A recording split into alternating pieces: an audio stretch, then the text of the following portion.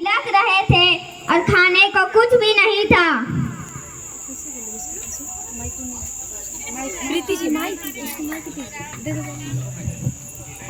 स्वामी, आज भी बच्चे भूखे पेट सोए, ऐसा कब तक चल पाएगा? आपने कई बार बताया है कि द्वारका के राजा श्री कृष्ण आपके परम मित्र हैं। आप उनसे मिलते क्यों नहीं? वे अवश्य आपकी सहायता करेंगे। ठीक है सुशीला, तुम कहती है तो मैं चला जाता हूँ, पर कृष्ण से सहायता मांगने में मुझे हिचकिचाहट हो रही है और साथ ही यह भी सोच रहा हूँ कि उसे क्या भेंट दूँ। घर में तो ऐसा कुछ भी नहीं जो उसे उपहार स्वरूप दे सकूं। मैं पड़ोसन से कुछ भुना हुआ चावल लेकर पोटली में बांधकर आपको दूंगी, वही आप अपने मित्र को उपहार स्वरूप दे दीजिएगा। ठीक है सुशीला। सुनो बहन। हाँ, बोलो बहन। मुझे कुछ भुने हुए चावल चाहिए, क्या तुम मेरी मदद करोगी? हाँ, क्यों नहीं, अभी लाती हूँ।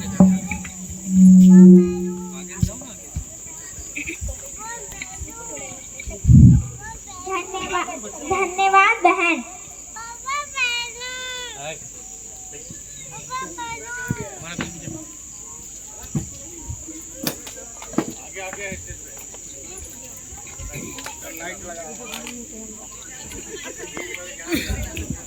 ये लीजिए स्वामी, मैंने इनमें कुछ भुने हुए चावल डाल दिए हैं, यही आप अपने मित्र को उपहार स्वरूप दे दीजिएगा। ठीक है भाग्यवान, अब मैं चलता हूँ। सुदामा कृष्ण से मिलने घर से तो निकल पड़ते हैं, पर उनका मन बड़ा व्याकुल है। मैं एक निर्धन ब्राह्मण जिसकी अवस्था दयनीय है और कृष्ण इतना बड़ा राजा, क्या कृष्ण मुझे पहचानेगा? यही सोच विचार करते हुए सुदामा चलते चलते आखिरकार द्वारका तक आ पहुँचे और कृष्ण के महल के द्वार पर आकर रुक गए। महल के द्वार पर खड़े द्वारपाल ने सुदामा से पूछा, मेकअप उसका मतलब अच्छा मेकअप बोलिए। आई बोले ओ सुखमनी को दे दे। आप कौन है और आपको किससे मिलना है? मैं सुदामा हूँ और मुझे द्वारका के राजा श्री कृष्ण से मिलना है। द्वारका के राजा से भला आपका क्या काम हो सकता है? मैं कृष्ण का मित्र हूँ, मुझे इसी नाते उससे मिलना है। ठीक है, आप यहीं प्रतीक्षा कीजिए, मैं महाराज को आपके आने की सूचना देता हूँ।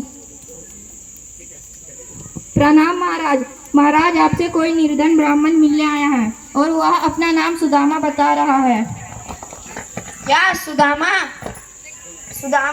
जैसे ही कृष्ण ने सुना कि सुदामा मेरे परम मित्र सुदामा, वैसे ही वे खुशी से झूमते हुए स्वयं महल के बाहर दौड़ पड़े और सुदामा को गले लगा लिया।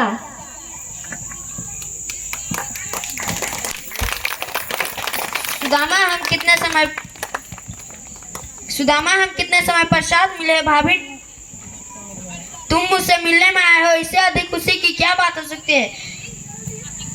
फिर आदर पूर्वक कृष्ण उन्हें अपने रथ में बिठाकर महल में ले गए। कृष्ण का यह प्रेम और अपनापन देखकर सुदामा बहुत प्रसन्न और भावुक हो गए।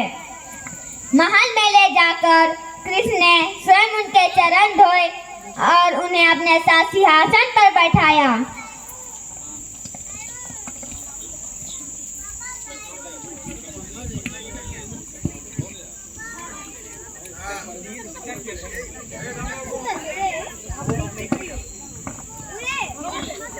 फिर दोनों बचपन की बातों को बड़े चाव से याद करने लगे। सुदामा अपने साथ ले आए पोटली को छुपा रहे थे क्योंकि उन्हें यह उपहार बहुत तुच्छ लग रहा था।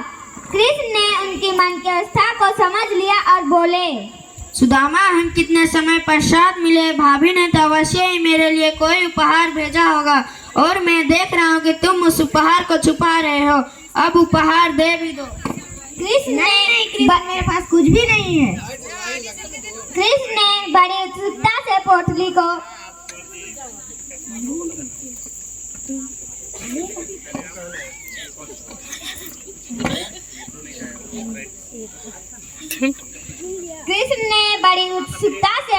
को खोला और इसमें बंधे हुए भुने चावल को देखकर वे अत्यधिक प्रसन्न हुए। उन्होंने चावल को इस प्रकार खाया कि मानो कोई स्वादिष्ट पकवान हो। कृष्ण को चावल खाते देख सुदामा की आंखें भर आई। उन्हें अपने मित्र पर और अधिक गर्व होने लगा।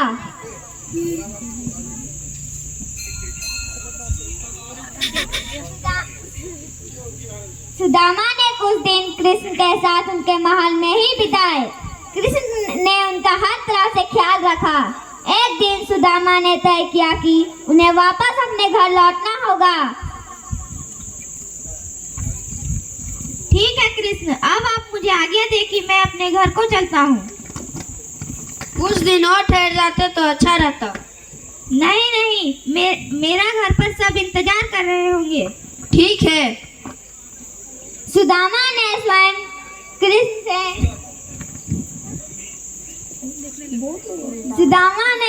से अपनी समस्या के बारे में कुछ नहीं कहा।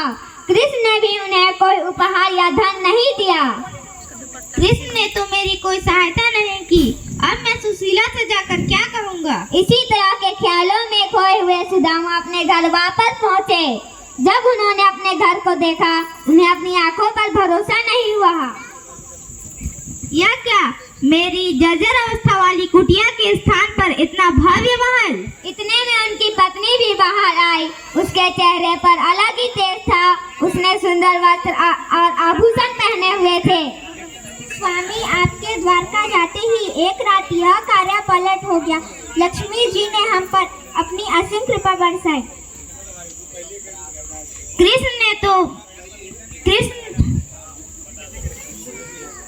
मेरे बिना कहे ही कृष्ण सब कुछ समझ गया और मेरी मित्रता की लाज रख ली। मैं ऐसा मित्र पाकर धन्य हूँ। आइए सब आगे आइए।